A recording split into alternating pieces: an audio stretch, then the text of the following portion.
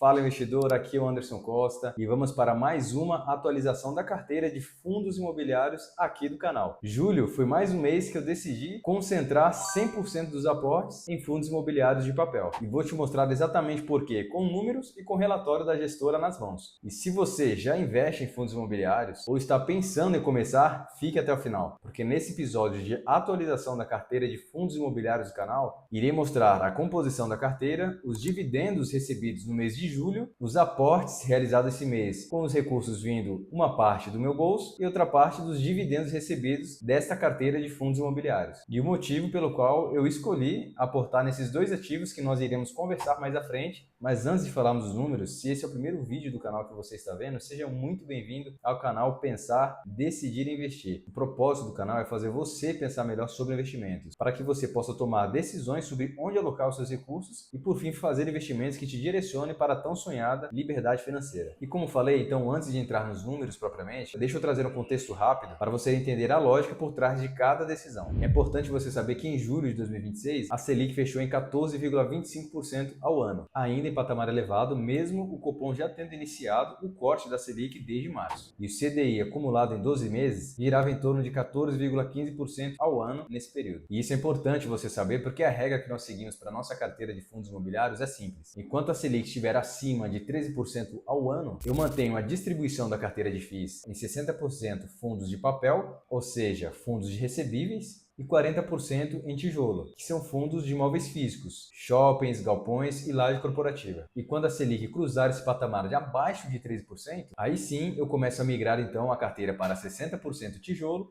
e 40% papel. Essa é a lógica que nós seguiremos para essa carteira de fundo imobiliário. E julho, com a Selic em 14,25%, foi exatamente um mês para reforçar os fundos de papel. E é por isso que nós poderemos observar mais à frente que os recursos aportados esse mês foram direcionados para fundos de papel e não os fundos de tijolo que nós temos na carteira. Então, primeiramente, vamos àquilo que é mais interessante da gente conversar, que são os dividendos recebidos dessa carteira de fundo imobiliário. E se você já tem me acompanhado aqui no canal, você sabe que eu utilizo a plataforma do Investidor 10 como uma ferramenta de consolidação de carteira. Então vamos à tela observar as informações que o Investidor 10 nos dá sobre os proventos recebidos no mês de julho. Então, olhando aí para a tela, você pode observar que no mês de julho nós recebemos um total de R$ 421,98. Conforme nós vamos aumentando os nossos aportes mensalmente, esse número de dividendos ele tende a aumentar conforme também o comportamento do mercado. Recentemente, o mercado como um todo ele tem sofrido um bear market, então nós temos percebido que os ativos eles têm oscilado de forma negativa a sua cotação. E essa oscilação para baixo acaba impactando negativamente nos dividendos. E olhando aqui a nossa carteira, então no mês de julho, nós temos que o total recebido foi de R$ 421,98. Podemos observar que o BTLG11, no dia 24/7 de 2026, pagou um total de R$ 54,27 de dividendos para a nossa carteira, sendo que o valor unitário por ativo foi de 81 centavos e que nós temos 67 cotas desse ativo na carteira. O XPML11, no dia 24/7 de 2026 também, nos pagou o total de R$ 36,80. Nós temos 40 cotas desse ativo e ele pagou 92 centavos por cota desse ativo. O VIGIR11, no dia 17/7, nos pagou um total de 11 centavos por cota. Nós temos 16 cotas e o valor recebido foi de 1,76 centavos por cota. Lembrando que o VIGIR11 ele tem um papel específico para a nossa carteira que nós iremos falar mais à frente. O outro ativo de papel, que é o HGCR11, no dia 14/7 de 2026, ele pagou R$ 95,95 totais para a nossa carteira de dividendos, sendo que ele pagou 95 centavos por cota. E em julho, nós tínhamos 101 cotas desse ativo. Por sua vez, o HGLG11, que é um fundo de tijolo, no dia 14/7 de 2026, ele nos pagou R$ 77,00 de dividendos totais. E o KNCR11, que é um fundo de papel da nossa carteira, pagou no dia 13/7 de 2026 R$ 1,10 por cota. Nós tínhamos aí 142 cotas desse ativo, que deu um total de R$ 156,20 totais nesse ativo. E somados esse valor, então, nós temos um total de R$ 421,98 R$ 21,98. Se nós clicarmos aqui, então em cima do valor total que você recebeu na carteira, o investidor 10 fornece um pouco mais ainda de informação, onde você pode perceber como está a distribuição de pagamento de dividendos da sua carteira, qual ativo que é responsável por pagar mais dividendos na sua carteira. De uma forma mais ilustrativa, nós temos aqui então que na carteira do canal, o KNCR11, ele é responsável por 37,2% dos dividendos recebidos da nossa carteira. Em seguida, o HGCR11, que é um fundo de papel, também paga 22,74% dos dividendos recebidos. Em seguida, nós temos os fundos de tijolo, com 18,25% o HGLG11, o BTLG11 com 12,86%, XPML11 com 8,72% e o Vigir11, que é um fundo de papel, ele é responsável por 0,42% dos dividendos recebidos na carteira. E um destaque que vale a pena a gente registrar é que o HGCR11 manteve a distribuição de dividendos em 95 centavos por cota, com crédito em 14 de julho. E por trás desse número teve uma notícia boa, que eu vou detalhar um pouco mais à frente. Já o Vigir11 pagou apenas 11 centavos por cota, uma redução frente aos 13 centavos que foram pagos nos meses anteriores. E isso também entra na análise do porquê eu mantenho ele com uma posição pequena na carteira. Agora, vamos falar dos aportes realizados no mês de julho. E no dia 14 de julho eu fiz apostas de R$ 1.000 de recursos próprios que foram divididos da seguinte forma. Acompanhe comigo então no home broker da corretora Necton, que é a corretora que eu utilizo para fazer os aportes dessa carteira de fundos imobiliários do canal. Como você pode ver aí na tela, foram 10 cotas de HGCR11 a R$ 92,35 por cota, totalizando R$ 923,50, e 8 cotas de Vigir11 a R$ 9,59 por cota, que deu um total de R$ 76,22. E você pode estar se perguntando, mas Anderson, por que você escolheu apenas esses dois ativos? Então me deixe te responder. Eu fui atrás do relatório do mês de junho da gestora Pátria, que é responsável pela gestão do HGCR11, e o dado que mais chamou a atenção foi o resultado distribuível do fundo, 16,9 milhões, um crescimento de 18,7% comparado ao mês anterior. O ganho por cota subiu para R$ 1,10 em junho, sustentando com folga a distribuição de 95 centavos por cota para os acionistas no dia 14 de julho. E a própria gestora já sinalizou a projeção de elevar o pagamento de dividendo para R$ 1 por cota no trimestre seguinte, e ainda com possibilidade de um novo aumento no quarto trimestre. Em termos de preço, o fundo negociava com P sobre VP entre 0,94 e 0,97,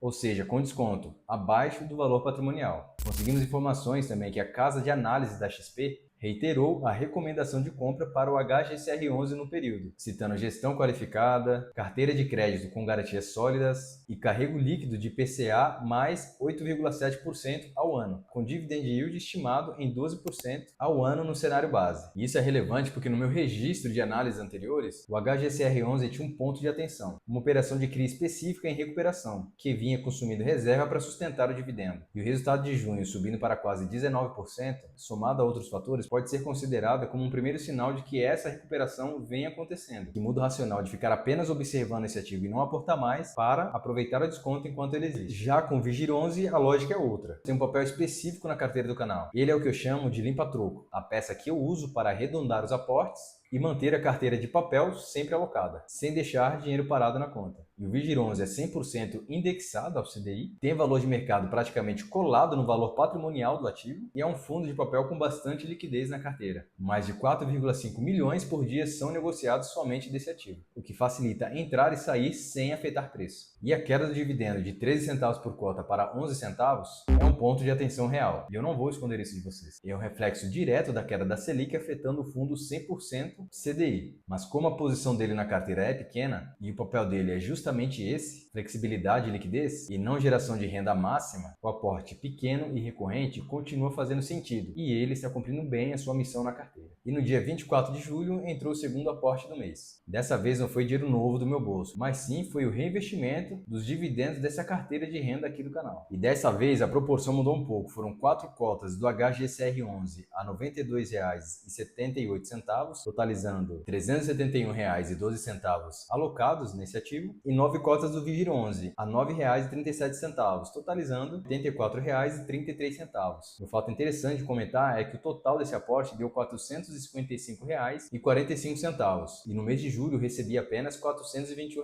Esse valor a mais foi o valor parado que estava na conta da corretora e eu fiz a complementação. Então, enquanto a Selic continuar acima de 13% e o desconto do HGCR11 e as teses persistirem, o dinheiro que a carteira gerar mensalmente continua voltando para os mesmos ativos, até que, com base nas nossas análises, não compense mais reaportar nesses fundos de papel. O importante é manter a concentração no reaporte mensal, potencializando o efeito de bola de neve na nossa carteira de renda. E no total, somando os dois aportes realizados no mês de julho, entraram 17 cotas do Vigir 11 e 14 cotas do HGCR11. Um mês inteiro 100% dedicado a fortalecer o lado de papel da nossa carteira. E se essa conversa, esse tipo de conteúdo faz sentido para você, considere curtir esse vídeo, pois vai contribuir muito para que esse tipo de conteúdo alcance mais pessoas. Agora vamos verificar como que ficou a nossa carteira de fundos imobiliários aqui do canal após esses aportes realizados no mês de julho. Podemos observar na tela do Investidor 10 que com esses dois aportes, julho fechou dentro da meta que sigo todo mês aqui na carteira do canal, com um mínimo de R$ 1.000 de aportes de recursos próprios, mais o reinvestimento de todos os dividendos recebidos pela carteira. Meta cumprida. Como ficou então a carteira depois disso? Você pode ver aí que ela soma R$ 46.499,66 de patrimônio, sobre R$ 48.645,31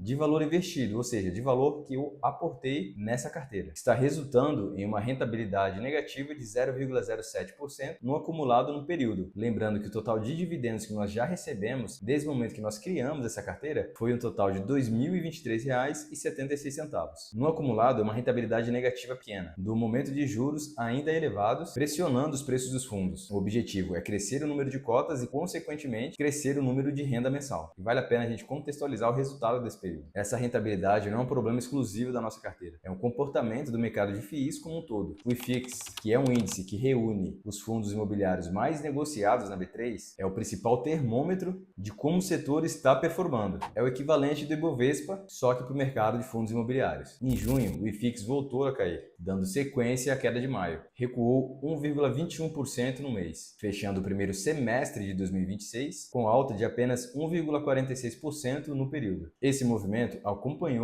a alta dos juros reais, somada à volatilidade extra trazida pela agenda política no período. Ou seja, a carteira está performando de forma negativa, acompanhando a performance do setor de fundos imobiliários a nível nacional. Hoje a carteira está em aproximadamente 55% fundos de papel e 45% fundos de tijolo, ainda um pouco abaixo da meta 60% papel e 40% tijolo, mas é exatamente por isso que os aportes de julho e provavelmente os de agosto também continuam mirando os ativos KNCR11, HGCR11 e Vigir 11, que são os ativos de papel da nossa carteira. Agora eu acho importante também de comentar por que o dinheiro do nosso aporte não foi para outro tipo de ativo da nossa carteira, como o KNCR11, que é outro fundo de papel que nós temos na carteira do canal.